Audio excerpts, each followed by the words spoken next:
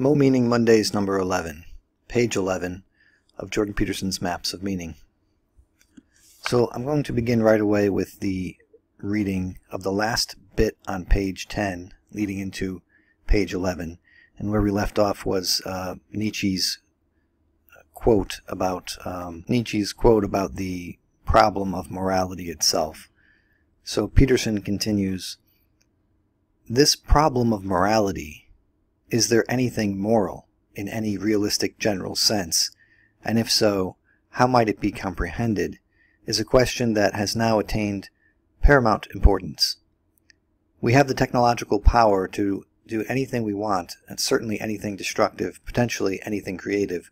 Commingled with that power, however, is an equally profound existential uncertainty, shallowness, and confusion. Our constant cross-cultural interchanges and our capacity for critical reasoning have undermined our faith in the traditions of our forebears, perhaps for good reason.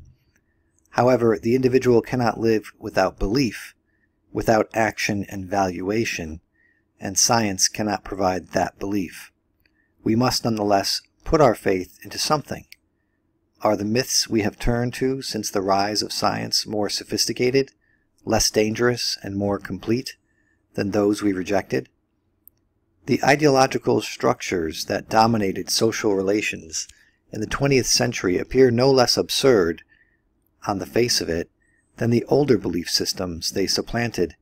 They lacked, in addition, any of the incomprehensible mystery that necessarily remains part of genuinely artistic and creative production.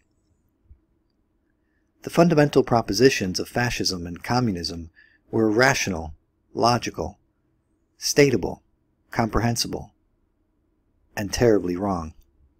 No great ideological struggle presently tears at the soul of the world, but it is difficult to believe that we have outgrown our gullibility.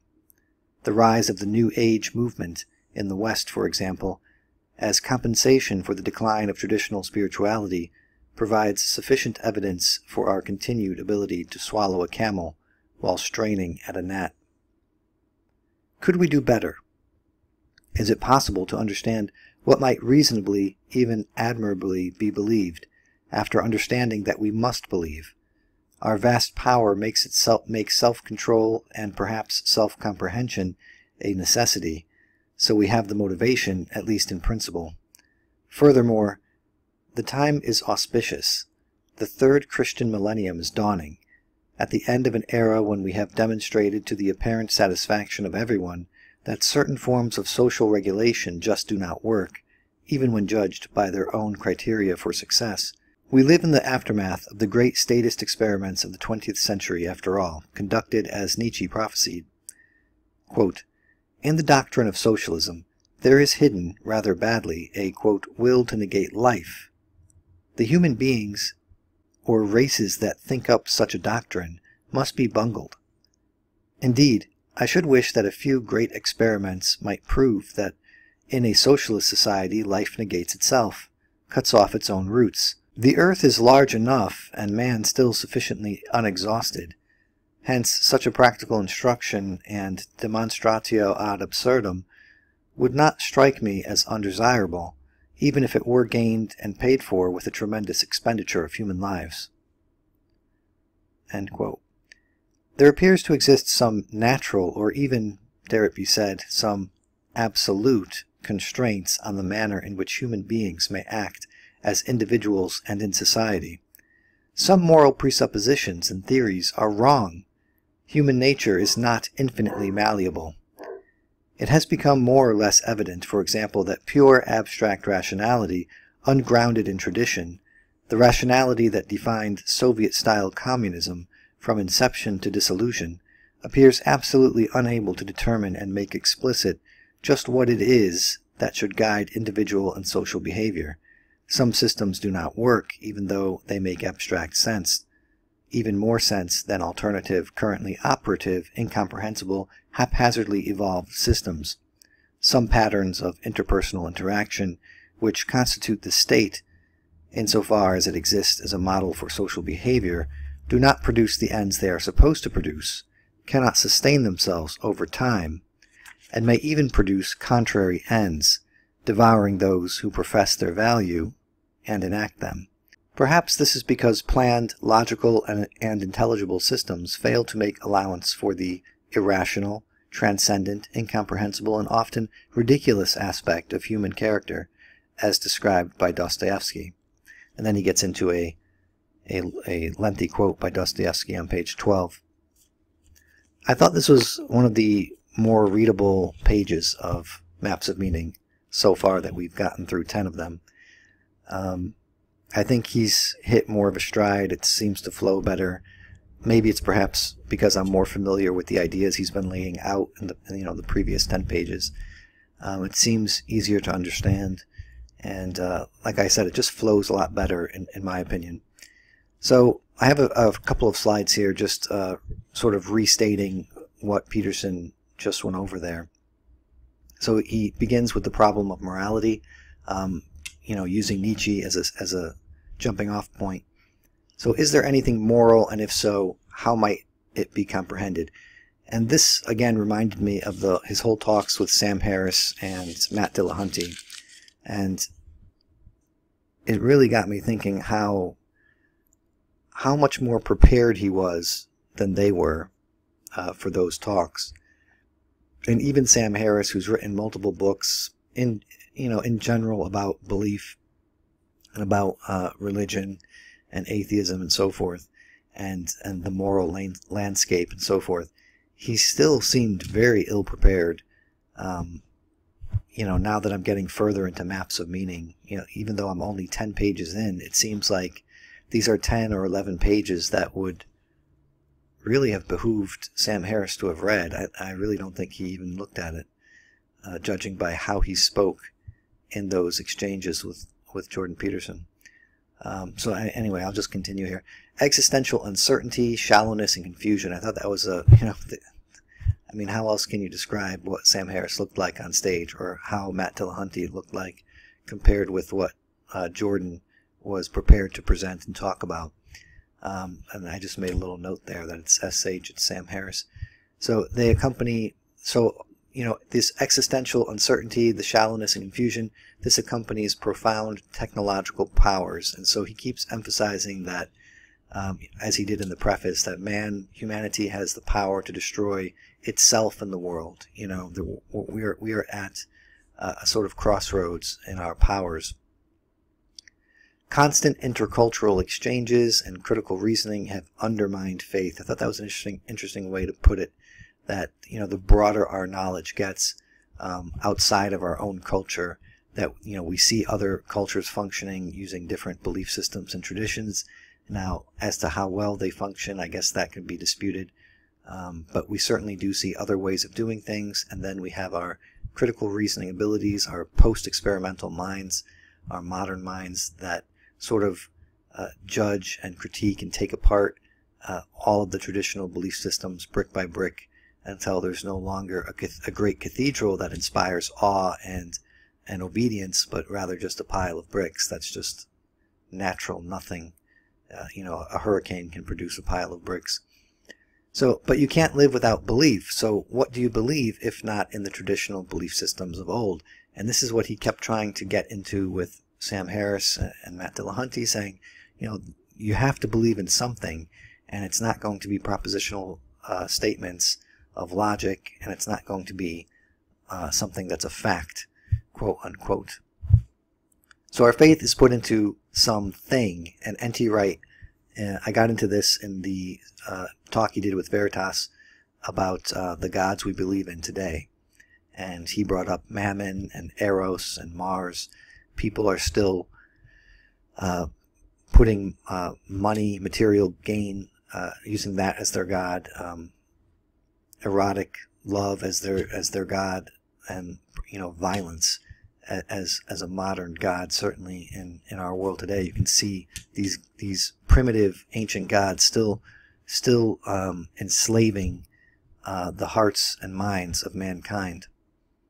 Even though, as Peterson previously stated in these previous pages, even though our modern minds thinks we have unshackled ourselves from blind obedience to some sky god, to some man in the sky, as Matt Dillahunty might, put it. Rather, we've actually been further enslaved, because the shackles we now wear are invisible. We don't even see them. And our hearts and minds are serving these other ancient gods, and we're not even aware of it. And then he moves on to reasonable but rationalizing. And this was, again, something he tried to emphasize over and over again with Dillahunty and Sam Harris, that these rational belief systems, and this comes up in William Blake a lot too, and Northrop Frye, don't just give you something that's reasonable, but they can be used within their internally consistent structure to rationalize anything. And this is where you start to get the gulags and the concentration camps and so forth. So our traditional belief systems seem illogical and incomprehensible. They're flawed and unworkable in the modern age. And again, this is just what they seem like, to the casual observer, to the Sam Harris or the Matt Dillahunty. But what did we come up with in the 20th century using reason, science, and fact-based thinking? So this is Peterson's question, and there really isn't a good answer, because it all ends in concentration camps and gulags, like I just said. The two systems, fascism and communism, though they were rational, they lacked what the great faith traditions had in abundance. And he says, it was a profound sense of mystery that's found in anything that's creative or artistic. And then I added in brackets here something else that he often adds to this sense of inexhaustibility and a time-tested robustness. So these systems have been in functioning societies for millennia, as he goes on to say. And so there's a certain amount of kinks that have been worked out of the system throughout time. And so what we have now is a system that has had, its ups and downs, but it's something that has allowed us to thrive as we have come into the modern age. So have we moved past our ancestors' quote gullibility? And I thought this was an interesting comment as well, bringing up the New Age movement. I think Jung, although he's often associated with the New Age movement, he railed against what he railed against, theosophy or something strange and similar to this New Age type of stuff. And that phrase, swallow a camel while straining at a gnat, I thought that's typical Peterson. Could we do better? First, understand that we must believe. This was an interesting statement, and again, he's trying to convince Sam Harris and Matt Dillahunty that this basic human function, it's something that we have to do in order to exist in the world. You have to value something, and then that has to inform how you act in the world. The world is a place of action, and how does that how does that inform your motor inputs and motor outputs? So then perhaps that could be reasonably and admirably sought after without stigma of the modern post-experimental mind. So he was thinking, he was saying, if it's understood that we must believe, then perhaps, as he said on the page, I just rephrased it here, then maybe we can reasonably and admirably seek after that without such a stigma in the scientific community, from the post-experimental mind, from our postmodern culture. And this is something Peterson, I think, he was always trying to walk the fine line of being a scientist and yet having this credible, reasonable, and admirable belief that this is where we need to go, this is the direction we have to head in, here's how we create our maps of meaning and so forth. And I think it was always a fine line to walk, and you can see all the negative press that he's getting now. A lot of them are digging into some of the more negative aspects of what his project entails. The snake oil salesman, the Dr. Phil or whatever, the pop psychologist type of smear. And he always had to, or the flat out charlatan smear, or even the smear of being a believer.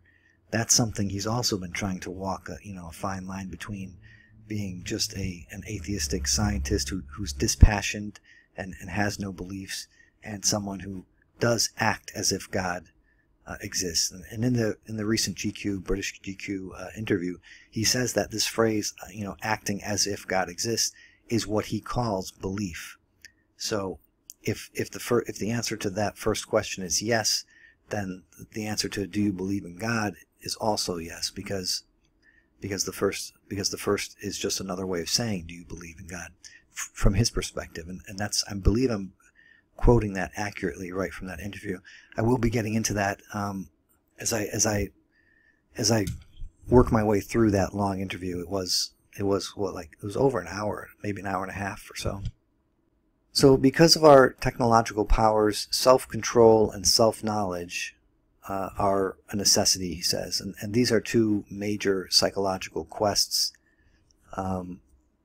Self-control seems a little bit, well, I guess that's found everywhere in the world as far as traditional belief systems, and self-knowledge similarly.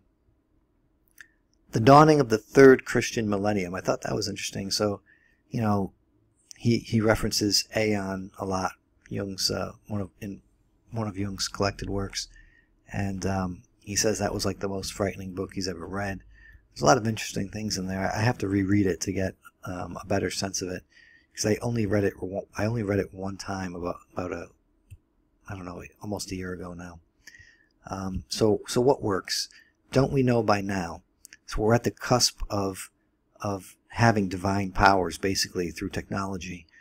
Does Christianity finally reveal itself as being the system that we can, even with our post-experimental minds, reasonably and admirably believe in and act out? And I think this is his big quest, to present ultimately Christianity as the system that finally is what the modern mind can settle on. So he then has another quote by Nietzsche on socialism, and the quotation is again providing some prophetic, clear vision by Nietzsche. And prophetic, again, is not something like looking into a crystal ball and seeing the future as it is revealed to you by some magical way, but it's about seeing the present with clear vision.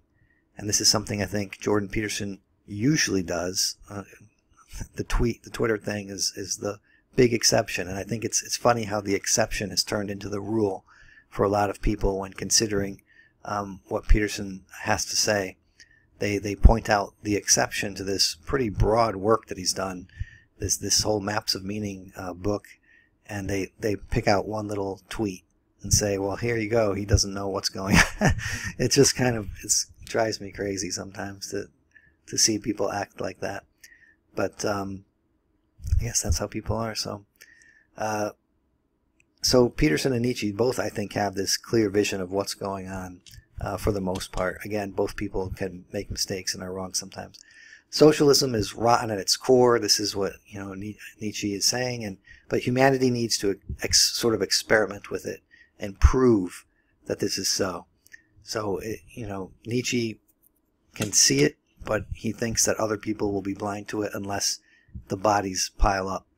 And he thinks that it's worth having the bodies pile up. It's worth the sacrifice of human life to finally just put this to bed and lay it to rest so it doesn't come back again. But what we see, even though there are so many piles of bodies, it seems to be a perennial problem that academics and young people keep bringing communism back. They keep bringing socialism back, and in very maybe different ways they're doing it, and they think that it's going to work. But it's interesting how it seems to be a never-ending problem for us. So now he gets into something that you might have heard a lot when Peterson was first getting on the stage, when he was combating the postmodernists. There are natural constraints to how we act in the world. And this is the antidote to chaos. Now, he doesn't say the antidote to chaos right there in the book, but it seems to me that that's what he's getting at, that these constraints, it's not that you can do anything or that we're kind of paralyzed by having too many possibilities, an infinite possibility, but that there are actual constraints on what we can do. So human nature is not infinitely malleable. This is again attacking the communist set of beliefs. Some systems, though making logical sense in the abstract, like communism, right, just don't work when the rubber meets the road, so to speak. These are my words. Some systems, though seemingly illogical, do work in practice, and we have seen the evidence for both of these statements. So we saw fascism and communism crumble into hell on earth, and we do see some evidence that Christian systems that the West was based on seems to have produced something good for the world, at least a workable system that's stable. So something must be learned by the intellectual elite, and this is what I'm drawing from this page and this paragraph that I'm referencing here, is that humanity cannot be designed or molded in their image, and this is what I think a lot of it is about. That job has already been accomplished by God. So humans are made in His image. The act of creation and imbuing us with some kind of value is done. And I think what you see is a lot of intellectuals trying to tinker with people's being and society's being, and that always ends up in some kind of troubling disaster. I think that's the last. Is that the last? Yeah, that's the last slide I have for today. So that's this week's Maps of Meaning. I think, again, I said this last week, I want to do more of a summary from the last few pages, but I haven't had time lately, so. I've also had a lot of technical problems with my mic and recording sound from my my computer. And also this week is I'm going to be posting the next Spotify list. So 5 or 6 tracks are going to be posted on that. And so again, if you're interested in checking that out, check it out for a few weeks and see if anything fits your soundscape. I know I'm not going to be, the stuff I pick isn't going to appeal to everybody, but in case it does appeal to you, it's always good to have a source of new and interesting music. So I think that's all for this week. So again, if you like this kind of thing, hit the like button and subscribe. Thank you.